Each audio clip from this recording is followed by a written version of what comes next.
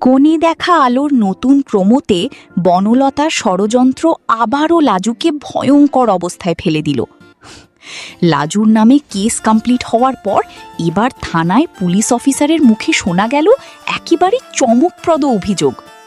থানায় উপস্থিত অনুভব, জেঠু ও বনলতার সামনে পুলিশ অফিসার বলেন, লাজবন্তীকে কেউ অসম্মান করতে যায়নি, বরং লাজবন্তী নিজেই গুন্ডা ভাড়া করেছিল অনুভবকে মারার জন্য।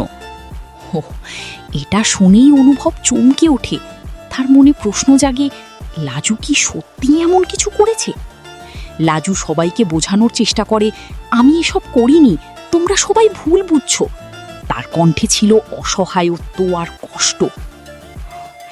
এই প্রোমো দর্শকদের মনে ক্ষোভ আর কৌতূহল দুটোই জাগিয়েছে। বনলতার ষড়যন্ত্রে লাজু পুলিশের জালে আটকা পড়েছে, আর অনুভবের মনে সন্দেহ তৈরি হয়েছে। দর্শকরা এখন অপেক্ষায়, লাজু কিভাবে নিজের নির্দোষিতা প্রমাণ করবে আর অনুভব তার পাশে দাঁড়াবে কিনা।